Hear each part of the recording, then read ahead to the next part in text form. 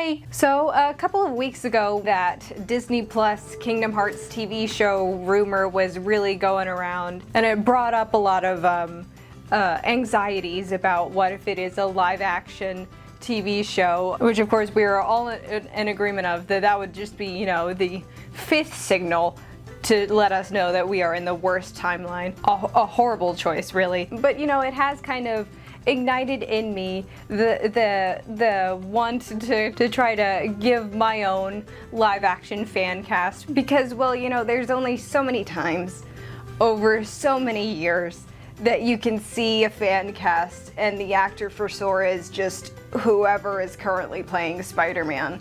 There is, however, like a really big asterisk next to fan cast, because in my own experience, in a class that I took, I have a degree in theater, we did do essentially like a fan cast for a couple different plays throughout the semester, and I really didn't think that was fun, because like in my mind, in this hypothetical scenario of putting on a play in that sense, and in this sense, putting a whole Kingdom Hearts production into work, wouldn't there be like an audition process? Wouldn't you see like maybe who is the best person to play these characters? So I didn't really cast it so much as I'm kind of just putting together like a casting call. And besides that, Hollywood seems wholly unequipped to handle a live action Kingdom Hearts series. Like, for example, so I want to make all Sora, Riku, and Master Xehanort all Pacific Islander.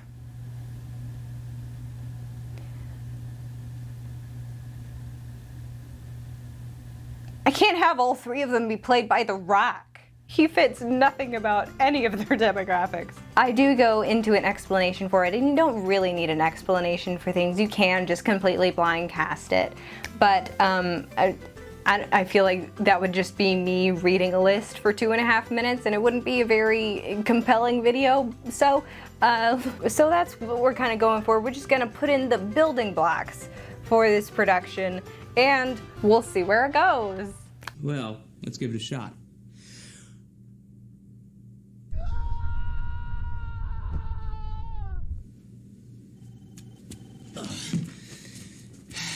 And scene. Okay. So like I said before, Sora, Riku, and Xehanort will all be Pacific Islander. You know, they all come from Destiny Islands. Destiny Islands is very, like, blatantly a Pacific island. And the fact that nobody has drawn Sora and Riku performing a haka should be taken as an assault on humanity. And of course for Xehanort, that would include 2 separate actors for both his younger self and his older self. Is there like a one in the middle? I think all younger Xehanorts can be like the same actor, I think. Yeah. Next for Kairi, since I've kind of rationalized Destiny Islands to be from a specific part of the world, I've also kind of done that for Radiant Garden, and that it is more of like an America where, you know, there is more ethnic diversity. So you'll find that people from Radiant Garden are kind of all over the place. So for Kairi, it was kind of based on, you know, the I guess now antiquated theory that Ava was her grandma, but you know, at this point it doesn't really matter how I got here. It's just that I'm very attached to it now. So I've made Kairi Hispanic Latina. How did you get there? Well, so the English voice actress of Ava also played the live action version of Dora the Explorer. That Latina icon. So...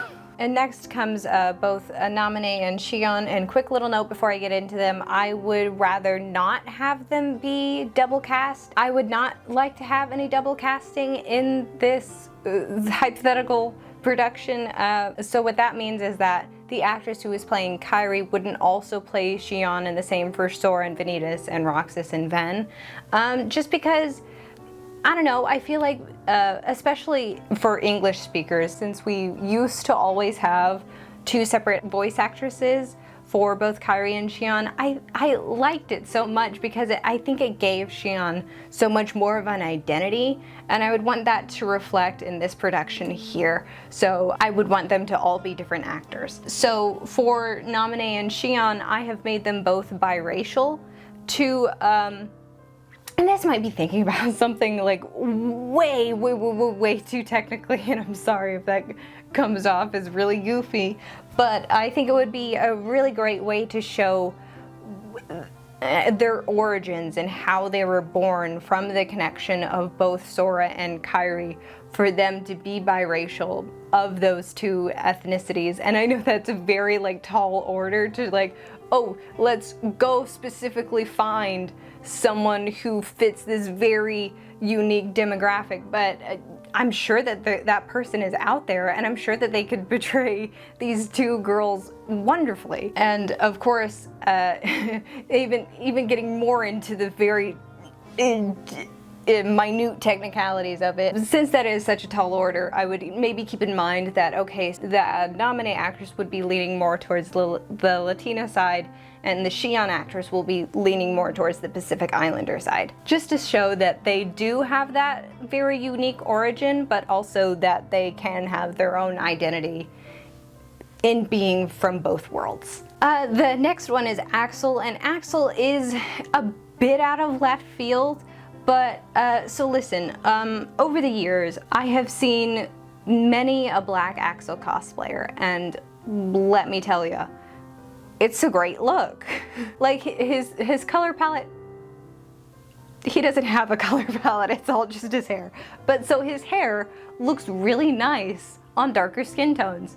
And it does get a little bit wonky with like, oh, he, for the majority of his arc, for the majority of his screen time, he is this very morally gray character. So it's not fantastic representation in that sense, especially when it comes to casting Black actors. You kind of have to be very careful of the type of Black character that you want to present, especially him also being a gay character. You would have to think really hard about how that representation would work.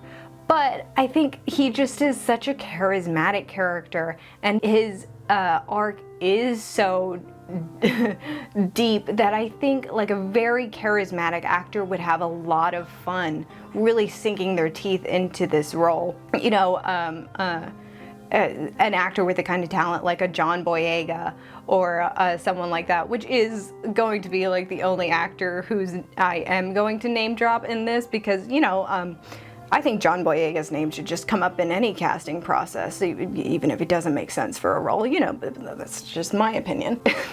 If some fucking idiot executive can blurt out the name Julia Roberts for the role of Harriet Tubman, I think we can think about John Boyega maybe once or twice. Oh God. But the only thing that really is getting in the way of John Boyega just having this role handed to him, unfortunately, is his physique.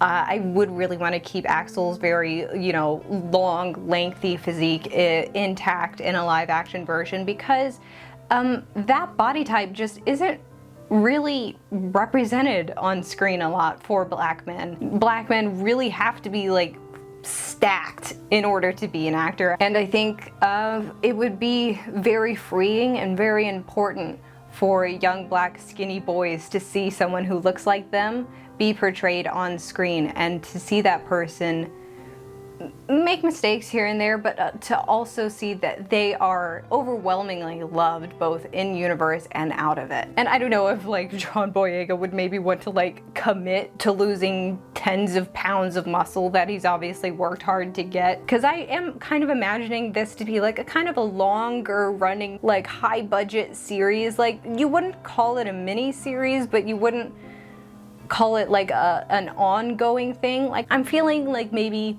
one game like gets a season, and every season has like 3 hour-long episodes or something. I feel like I just made it Sherlock.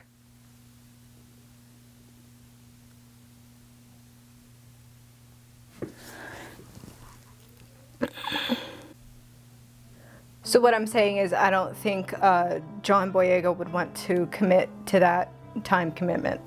Okay, so we need Axel's boyfriend. For Isa, I think it's pretty easy that he would be Iranian. Isa is a Persian name already.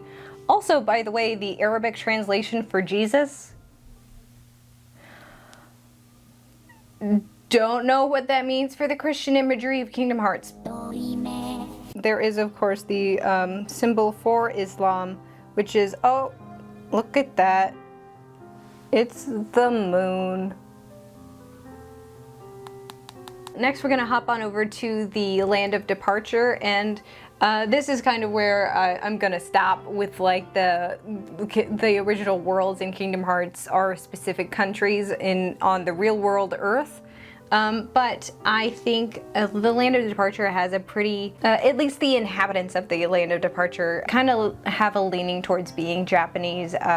Both Ericus and Terra wear the traditional hakama, so I think it would make sense for Aqua and Ericus to be Japanese. And I did originally think that Terra should be Japanese as well, just to, you know, keep it all within the family. However, there are a lot of artists who tend to draw him darker and have kind of reclaimed their kind of representation that way. And so to kind of draw inspiration from that, I thought maybe it would be nice to have Terra be Filipino, and I think it would give a little bit to play with because the Philippines used to be considered a Pacific island, but now it's kind of up to the individual Filipinx to decide if they identify more with being a Pacific Islander or being Asian. But I think that does leave like a little bit of a bridge for Xehanort to maybe come in and try to tempt Terra away from Ericus, and I think that kind of gives them a dynamic that would have a lot to play with. And for Ven, I will get into it a little bit later, but I would have him be Italian. And again, following what I did with Naminé and Xion, Roxas and Vanitas would both be, again, biracial. And this time with Roxas leaning more towards Sora and Vanitas leaning more towards Ven. Okay, so now we're getting to the Union leaders, and for the Union leaders, I had this theme in mind for them to be from places that we think of when we think of like more ancient cultures. So, I mean, no one's really Roman anymore, so that's why Ven is Italian. And he would be Roman because his name is Latin. And for Ephemer, I don't know what it is about his hair that kind of makes me think a little bit Greek with, you know, all that hair going on up there. Really, he has the curls of Alexander. And next for Skuld, I would like Skuld to be, you know, I recognize that her name has origins in the Norse, but I would like her to be Chinese. You know, Chinese market is always a big one to crack into. You could very easily, you know, like find a Chinese actress that will bring tons of huge bucks in from that market. Hopefully one that, you know, like sees the people of Hong Kong as actual people.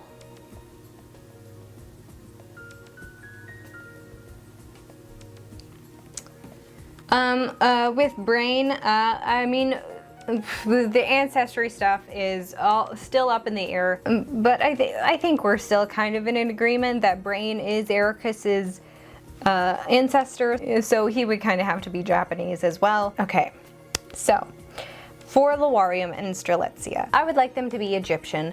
Pharaohs.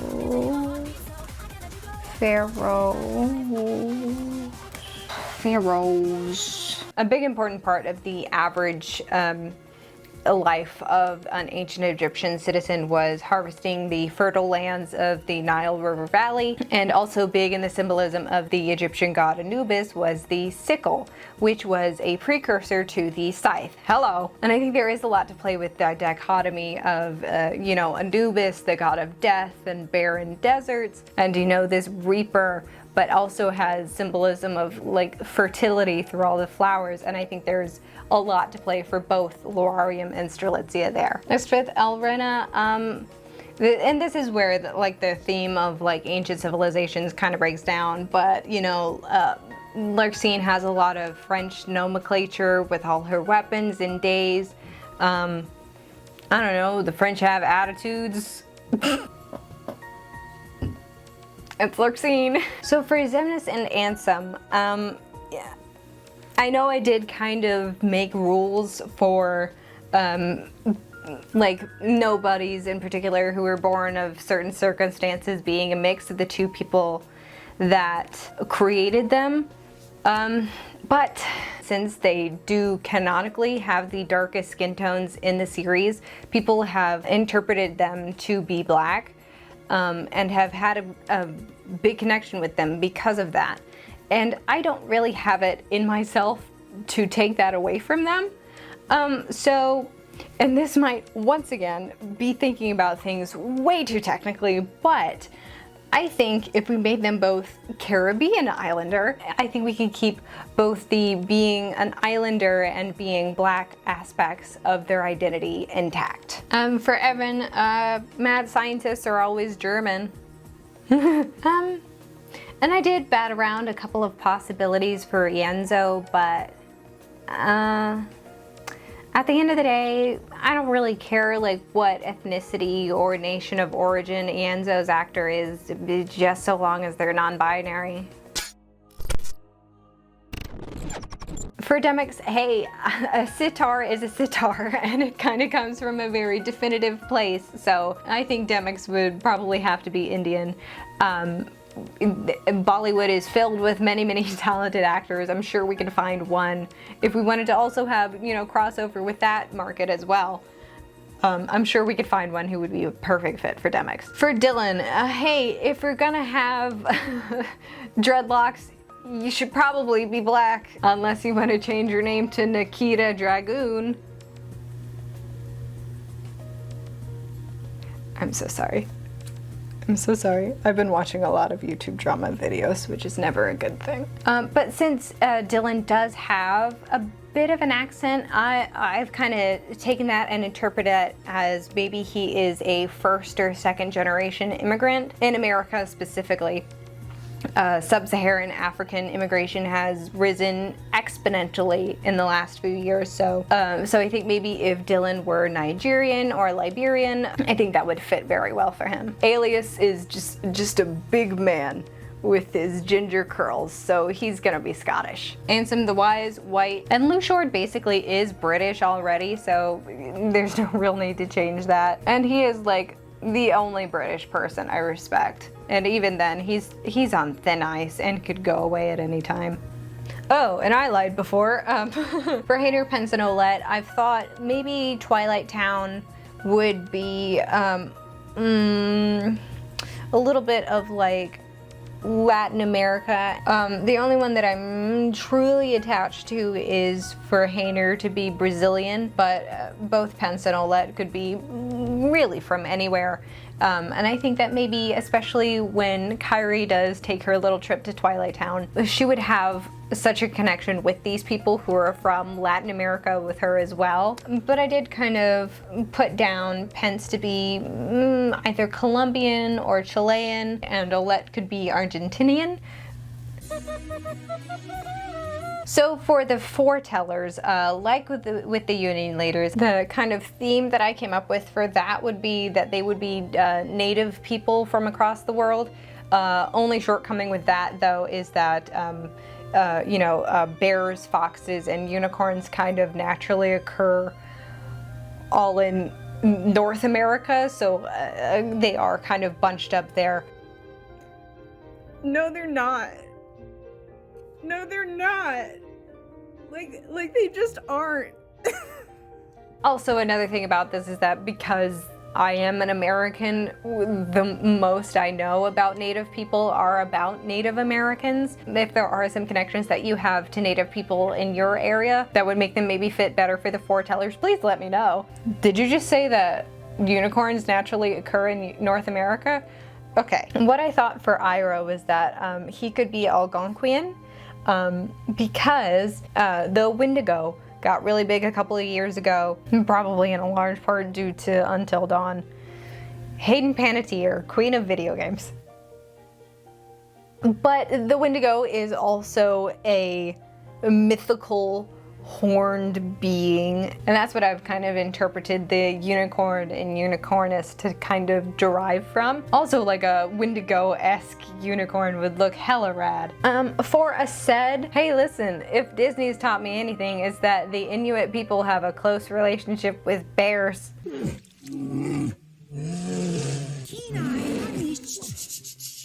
I don't speak bear.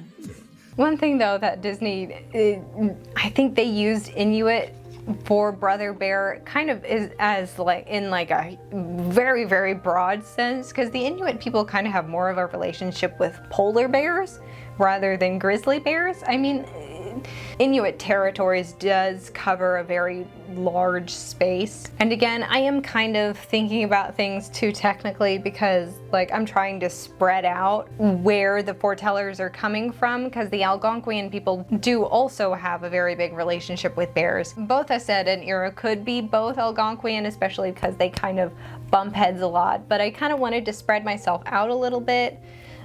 So I thought maybe let's push Ased up a little bit more north, just to kind of give that a little bit of separation. But there is also in the Inuit religion Nanook, which literally means polar bear, or his name could also be Mashkuapu.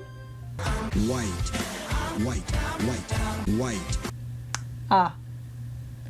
That's a World of Warcraft character as well. That was the master of bears that decided whether or not your hunting trip was going to turn out fruitful, and was also very near human. The Inuit people did, though, see bears as second only to man in the animal kingdom. For Ava, like, yeah, we did have our little journey before, but I kind of settled on her being Navajo. A couple of high-ranking Navajo gods do wear fox pelts somewhere on their person, and foxes were also said to have mystical healing powers. For Gula, I settled on the Zulu people. In Zulu society, how much leopard skin a man wore was indicative of what his place in society was. The king was allowed to be dripping head to toe in leopard skin. They have also been moving towards faux fur for that, so good for them. Another connection, which is kind of based on that very, very old theory that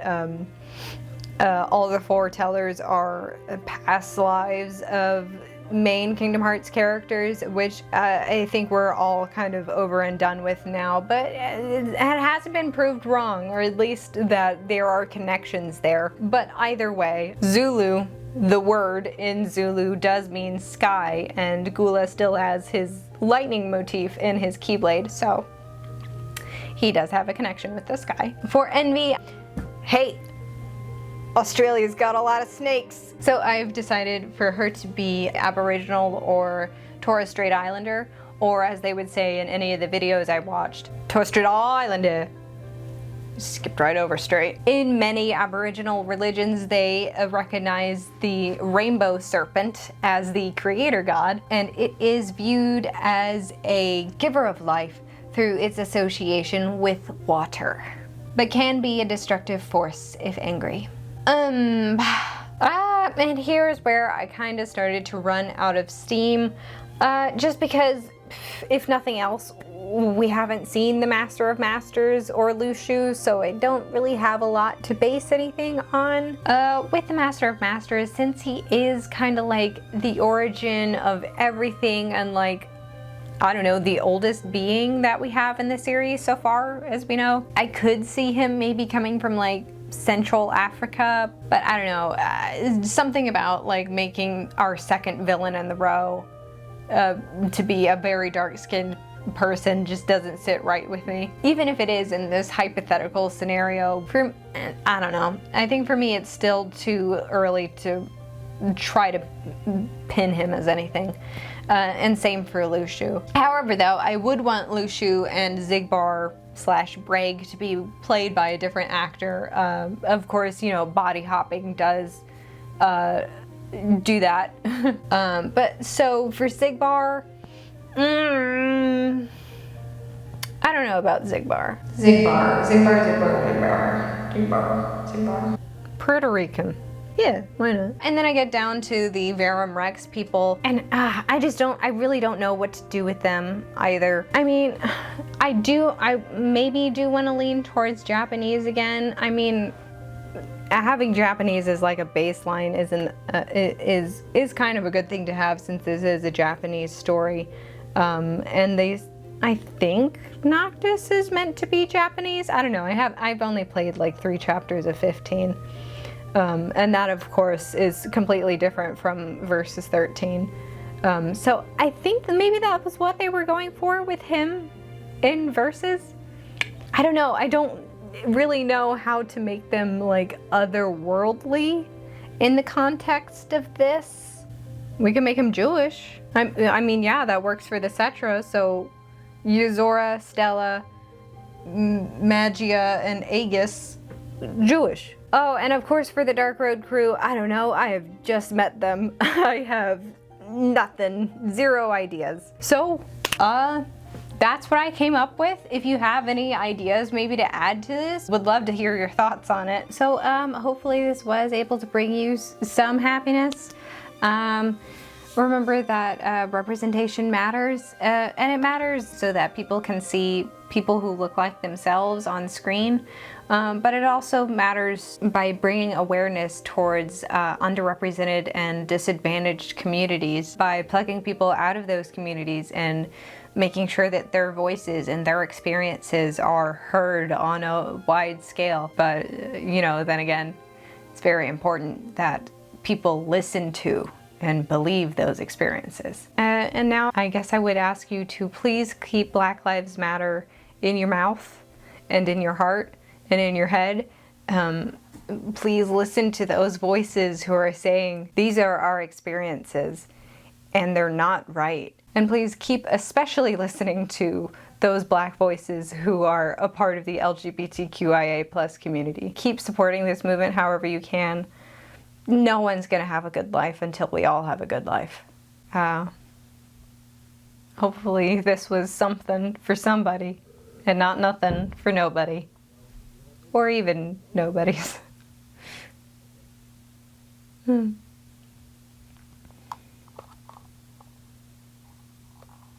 Okay. Okay. I hope, okay. Okay.